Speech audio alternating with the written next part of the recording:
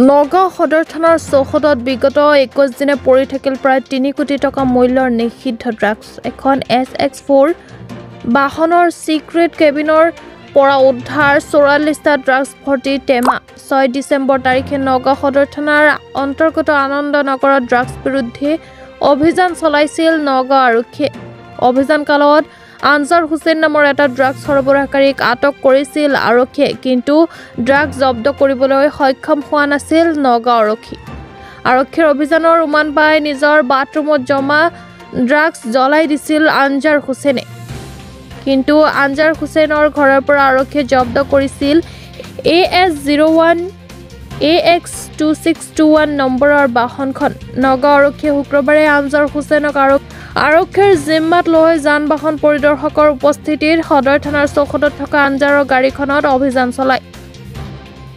অভিযানত আৰক্ষীয়ে পিছৰ আসনৰ চিটৰ তলত সিক্ৰেট চেম্বাৰত উদ্ধাৰ কৰে 44টা ড্ৰাগছৰ বাকচ, যাৰ বজাৰ মূল্য প্ৰায় 3 কোটি টকাৰ অধিক বুলি প্ৰকাশ কৰে নগাঁও অপৰাধ শাখাৰ অতিৰিক্ত আৰক্ষী অধীক্ষক জয়ন্ত বৰুৱাই।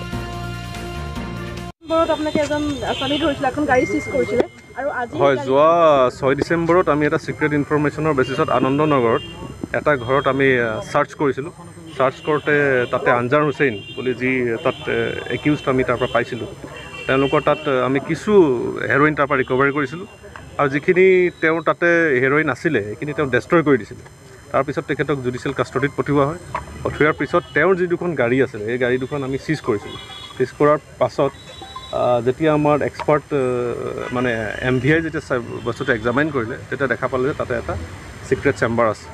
সেই মৰ্মে আমি একিউজডক পুনৰ কাষ্টডিত লোৱা হয় আৰু এটা লিডিং টু ডিস্কভাৰী কৰা হয়। লিডিং টু ডিস্কভাৰীত আজি আমি ইণ্ডিপেণ্ডেণ্ট উইটনেছৰ সন্মুখত আৰু MVI নিজে প্ৰেজেণ্ট আছিল, তেতিয়া আমি এটা সিক্ৰেট চেম্বাৰত প্ৰায় 44 বক্স চব কেছ কণ্টেইনিং ছাছপেক্টেড হেৰইন আমি ৰিকভাৰী কৰিছোঁ।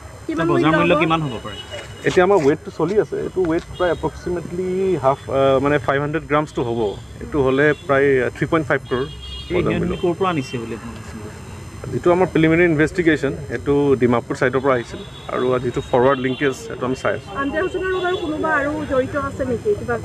সেই সময়ত আমি পোৱা নাছিলোঁ, কিন্তু যিটো আমি লিংকেজ সেইটো আমি এষ্টাব্লিছ কৰিব ট্ৰাই কৰি আছোঁ, চলাই আছোঁ।